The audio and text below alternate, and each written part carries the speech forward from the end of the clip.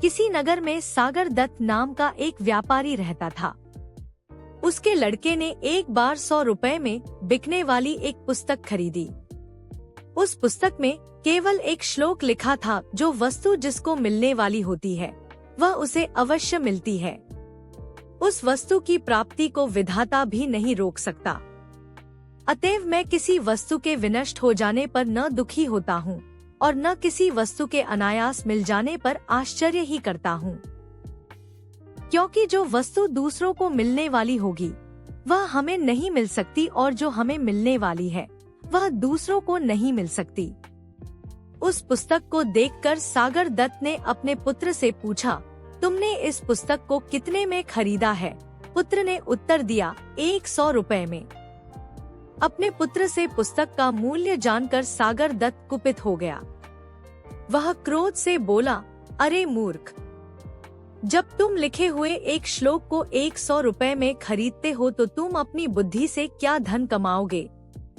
तुम जैसे मूर्ख को मैं अब अपने घर में नहीं रखूंगा। सागर दत्त का पुत्र अपमानित होकर घर से निकल पड़ा। वह एक नगर में पहुंचा।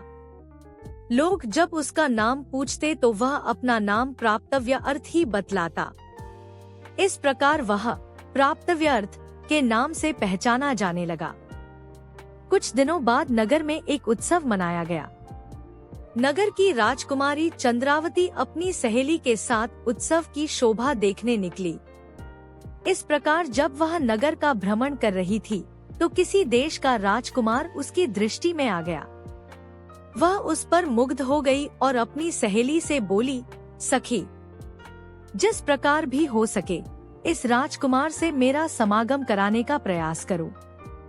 राजकुमारी की सहेली तत्काल उस राजकुमार के पास पहुंची और उससे बोली, मुझे राजकुमारी चंद्रावती ने आपके पास भेजा है। उनका कहना है कि आपको देखकर उनकी दशा बहुत शोचनीय हो गई है। आप तुरंत उनके पास न गए तो मरने के अतिरिक्त उनके लिए अन्य कोई मार्ग नहीं रह जाएगा। इस पर उस राजपुत्र ने कहा, यदि ऐसा है तो बताओ कि मैं उनके पास किस समय और किस प्रकार पहुंच सकता हूं?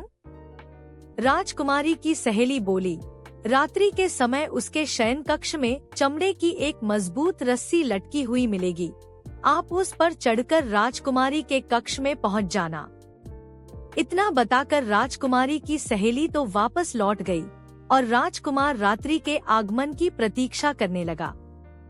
किंतु रात हो जाने पर कुछ सोचकर उस राजपुत्र ने राजकुमारी के कक्ष में जाना एकाएक स्थगित कर दिया। संयोग की बात है कि व्यापारी पुत्र प्रातव्य अर्थ उधर से ही निकल रहा था। उसने रस्सी लटकी देखी तो वह उस पर चढ़कर राजकुमारी के कक्ष में पहुंच गया। राजपुत्री ने भी उसको राजकुमार समझ उसका खूब स्वागत सत्कार किया, उसको स्वादिष्ट भोजन खिलाया और अपनी शैया पर उसे लिटाकर स्वयं भी लेट गई।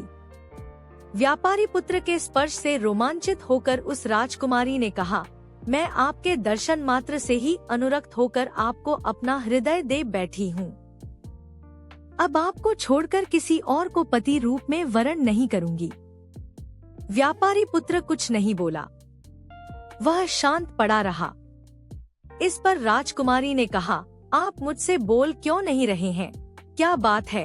तब व्यापारी पुत्र बोला, मनुष्य प्राप्तक वस्तु को प्राप्त कर ही लेता है। यह सुनकर राजपुत्री को संदेह हो गया। उसने तत्काल उसे अपने शयन कक्ष से बाहर भगा दिया। व्यापारी पुत्र वहां से निकलकर एक जीर्ण शीर्ण मंदिर में विश्राम करने चला गया। संयोग की बात है कि नगररक्षक अपनी प्रेमिका से मिलने उसी मंदिर में आया हुआ था। उसे देखकर उसने पूछा, आप कौन हैं? व्यापारी पुत्र बोला, मनुष्य अपने प्राप्तव्य अर्थ को ही प्राप्त करता है। नगररक्षक बोला, यह तो निर्जन स्थान है, आप मेरे स्थान पर जाकर सो जाइए। व्यापारी पुत्र ने उसकी बात को स्वीकार तो कर लिया, किंतु अर्धनिद्रित होने के कारण भूल से वह उस स्थान पर न जाकर किसी अन्य स्थान पर जा पहुंचा। उस नगररक्षक की कन्या विन्यवती भी किसी पुरुष के प्रेम में फंसी हुई थी। उसने उस स्थान पर आने का अपने प्रेमी को संकेत दिया हुआ था, जहाँ की प्रातव्य अर्थ पहुँच गया था। विन्यवती वहाँ सोई हुई थी। उसको आते देखकर विन्यवती ने यही समझा कि उसका प्रेमी आ गया है। वह प्रसन्न होकर उसका स्वागत सत्कार करने लगी। जब वह व्यापारी पुत्र के साथ अपनी शैया पर सोई तो उसने पूछा, क्या बात है, आप अब भी मुझसे निश्चिंत होकर बातचीत नहीं कर रहे हैं? व्यापारी पुत्र ने वही वाक्य दोहरा दिया, मनुष्य अपने प्राप्तव्य अर्थ को ही प्राप्त करता है। विन्यवती समझ गई कि बिना विचारे करने का उसको यह फल मिल रहा है। उसने तुरंत उस व्यापारी पुत्र को घर से बाहर जाने का रास्ता दिखा दिया। व्यापारी पुत्र एक बार फिर सड़क पर आ गया। तभी उसे सामने से आती एक बारात दिखाई दी। वरकीर्ति नामक वर बड़ी धूमधाम से अपनी बारात लेकर जा रहा था। वह भी उस बारात में शामिल होकर उनके साथ साथ चलने लगा। बारात अपने स्थान पर पहुंची। उसका खूब स्वागत सत्कार हुआ। विवाह का मुहूर्त होने पर सेठ की कन्या सज धज कर विवाह मंडप के समीप आई। उसी क्षण एक मदमस्त हाथी अपने महावत को मारकर भागता हुआ उधर आ पहुंचा। उसे देखकर भय के कारण सभी बाराती वर को लेकर वहां से भाग गए। कन्या पक्ष के लोग भी घबराकर घरों में घुस गए। कन्या उस स्थान पर अकेली रह गई। कन्या को भयभीत देखकर प्राप्तव्य अर्थ ने उसे सांत्वना दी, डरो मत, मैं तुम्हारी रक्षा करूंगा। यह कहकर उसने एक हाथ से उस कन्या को संभाला और दूसरे हाथ में एक डंडा लेकर हाथी पर पिल पड़ा। डंडे की चोट से भयभीत होकर वह हाथी सहसा वहां से भाग निकला। हाथी के चले जाने पर वरकीर्ति अपनी बारात के साथ वापस लौटा, किंतु तब तक विवाह का मुहूर्त निकल चुका था।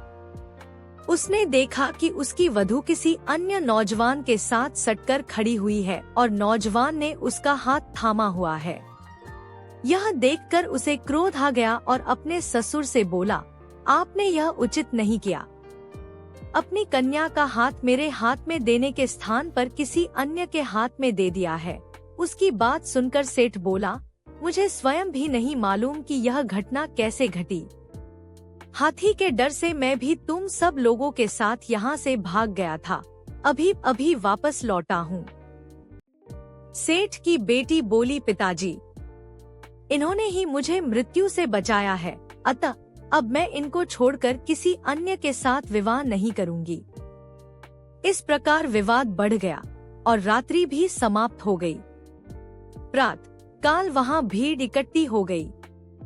राजकुमारी भी वहां पहुंच गई थी। विन्यवती ने सुना तो वह भी तमाशा देखने वहां जा पहुंची। स्वयं राजा भी इस विवाद की बात सुनकर वहां चला आया। उसने व्यापारी पुत्र से कहा, युवक, तुम निश्चिंत होकर सारी घटना का विवरण मुझे सुनाओ। व्यापारी पुत्र ने उत्तर में यही कहा, मनुष्य प्राप्तव्य अर्थ को ही प्राप्त करता है। उसकी बात सुनकर राजपुत्री बोली, विधाता भी उसको नहीं रोक सकता। तब विन्यवती कहने लगी, इसलिए मैं विगत बात पर पश्चाताप नहीं करती और मुझको उस पर कोई आश्चर्य नहीं होता। यह सुनकर विवाह मंडप में आई सेठ की कन्या बोली, जो वस्तु मेरी है वह दूसरों की नहीं हो सकती। राजा के लिए यह सब पहेली बन गया था। उसने सब कन्याओं से पृथक पृथक सारी बात सुनी और जब वह आश्वस्त हो गया तो उसने सबको अभयदान दिया। उसने अपनी कन्या को संपूर्ण अलंकारों से युक्त करके 1000 ग्रामों के साथ अत्यंत आदरपूर्वक प्राप्तव्य अर्थ को समर्पित कर दिया। इतना ही नहीं, उसने उसे अपना पुत्र भी मान लिया। इस प्रकार उसने उस व्यापारी पुत्र को युवराज पद पर प्रतिष्ठित कर दिया। नगररक्षक ने भी उसी प्रकार अपनी कन्या विन्यवती उस व्यापारी पुत्र को सौंप दी। तीनों कन्याओं से विवाह कर व्यापारी पुत्र आनंद पूर्वक राजमहल में रहने लगा। बाद में उसने अपने समस्त परिवार को भी वहां बुला लिया। सीख, दाने दाने पर लिखा है खाने वाले का नाम। यह कथा समाप्त कर हिरण्यक ने कहा, इसलिए मैं कहता हूँ कि मनुष्य अपने प्राप्तव्य अर्थ को ही प्राप्त करता है। इस प्रकार अनुचरों से खिन्न होकर मैं आपके मित्र लघुपतनक के साथ यहाँ चला आया हूँ। यही मेरे वैराग्य का कारण है। हिरण्यक की बात सुनकर मंथरक कछुए ने कहा, मित्र हिरण्यक, तुम नष्ट धन की चिंता मत करो। जवानी और धन का उपयोग तो क्षणिक ही होता, पहले तो धन के अर्जन में ही कष्ट होता है और बाद में उसके संरक्षण में भी कष्ट होता है। जितने कष्टों से मनुष्य धन का संचय करता है, उसके शतांश कष्टों से भी यदि वह धर्म का संचय करे तो उसे मोक्ष मिल जाता है। तुम विदेश प्रवास का भी दुख मत करो, क्योंकि व्यवसायी के लिए कोई स्थान दूर नहीं होता और विद्वान व्यक्ति के लिए कोई स्थान परदेश नहीं होता। साथ ही किसी प्रियवादी व्यक्ति के लिए कोई व्यक्ति पराया नहीं होता। तुम निर्भय होकर यहाँ रहो। हम तीनों अच्छे मित्रों की भांति मिलकर जीवन निर्वाह करेंगे। रही धन जाने की बात, तो धन कमाना तो भाग्य पर निर्भर करता है। भाग्य में न हो तो संचित धन भी नष्ट हो जाता है। अभागा आदमी तो धन को संचित करके भी उसका उपभोग उसी तरह नहीं कर पाता जिस तरह सोमिलक नहीं कर पाया था। हिरण्यक ने पूछा, यह सोमिलक कौन था? तब मंथरक कछुए ने उसे यह कथा सुनाई।